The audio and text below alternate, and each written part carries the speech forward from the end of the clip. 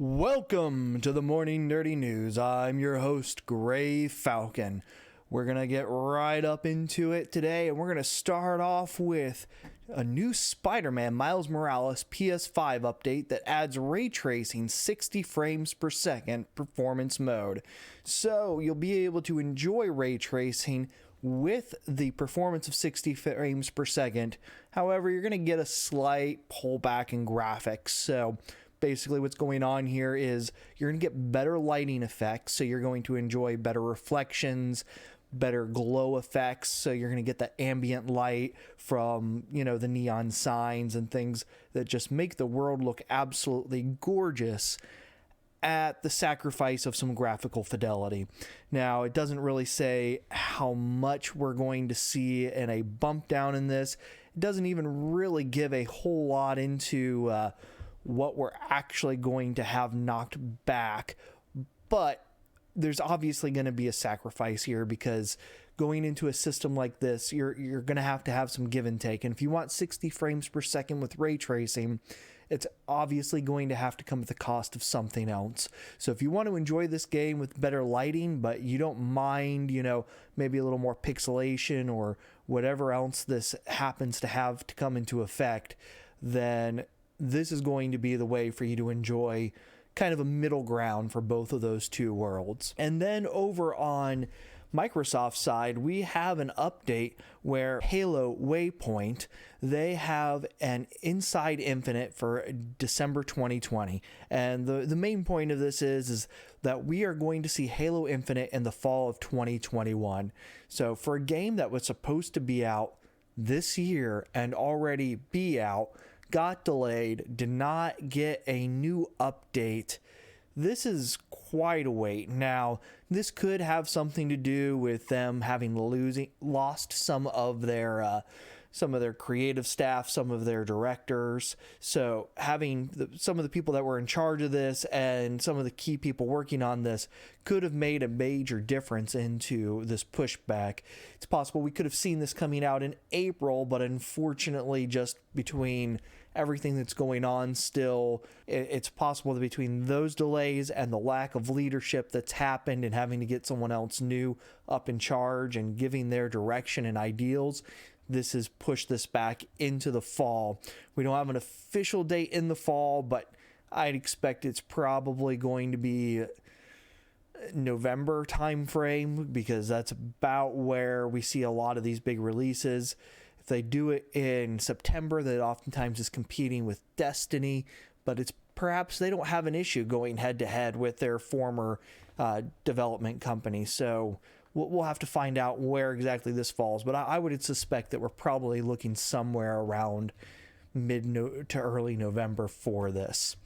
All right, and then moving on with some other Microsoft news, we have Minecraft with RTX on officially available for all Windows 10 players, and this is a NVIDIA GeForce announcement.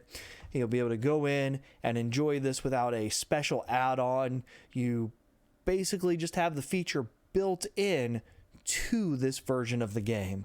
So if you were looking forward to this, but you didn't want to deal with any of the beta concerns, any of the bugs, any of those types of reporting things, now's your chance to be able to go in, play this, and fully check out ray tracing. As a gamer, I'm going to say this though. Overall, the ray tracing in Minecraft can be very impressive, but I'm going to tell you now, it gets much darker while you're down underground in the dungeons.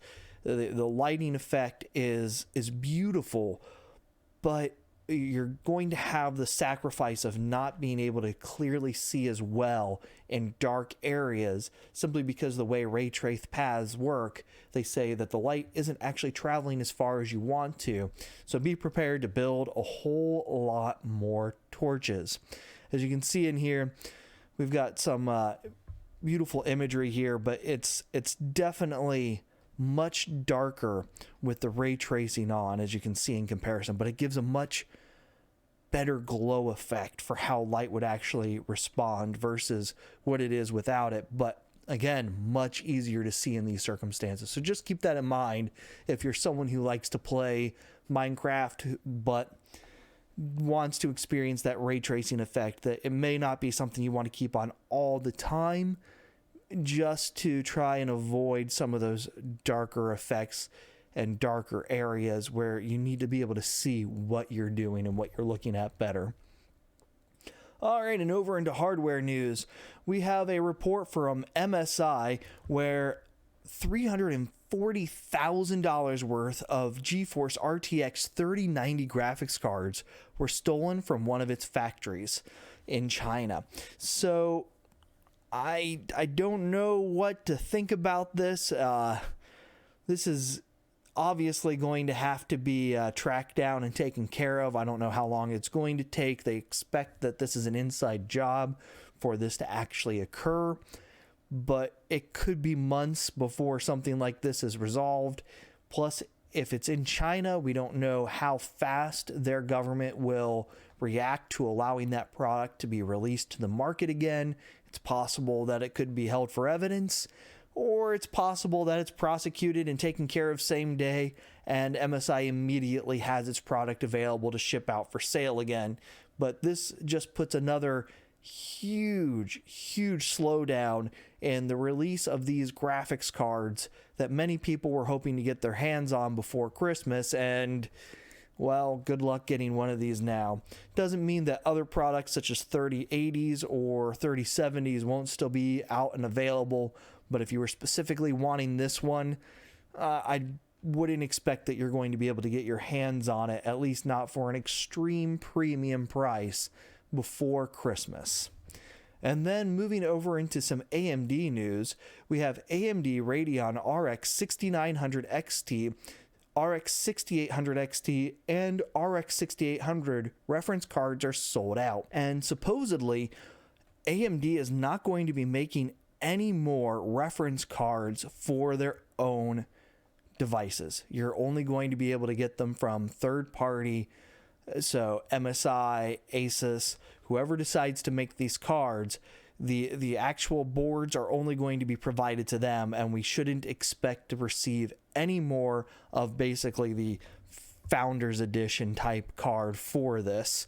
So if you were hoping to get one of the Founders Edition type cards, you're probably out of luck if you don't already have it. However, it doesn't mean that AMD couldn't change its mind later on once supplies are kind of normalized. So we'll let you know if we hear anything about that. But at this point, if you were hoping for a Founders Edition and you haven't received one already, I wouldn't expect to receive one. Now, keep in mind, Founders Edition is not an AMD term, that's an NVIDIA term, but it just most closely represents what effectively this card is.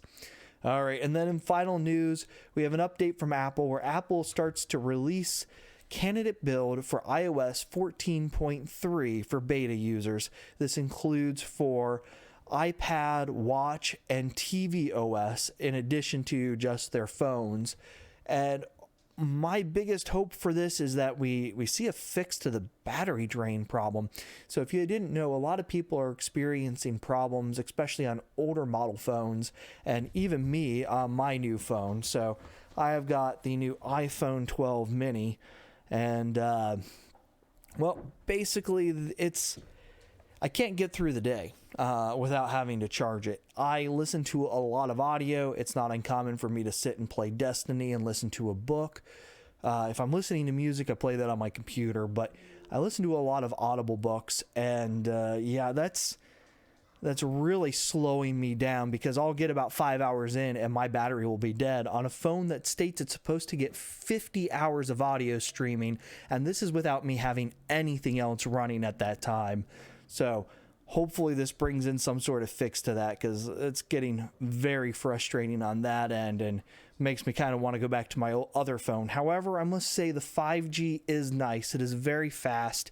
It is faster than what I'm used to. What I did have was still decently fast in my area, but I'm getting about 2 to 3 times faster speed with the 5G. Now, I'm on T-Mobile, so I'm not exactly getting the millimeter wave that's available from Verizon in my area. I'm getting that mid bandwidth. So there is faster 5G out there, but even just on that mid band, I am seeing a significant improvement. So that is nice to see with that. We just need to get some of the battery drain issues resolved. Well, that's going to be it for today. Remember, if you haven't already, click the follow button. If you're watching this over on YouTube under Gray Falcon, GRAY_Falcon, make sure you click the subscribe button and follow me on Twitter as The Gray Falcon. Until next time, have a good one.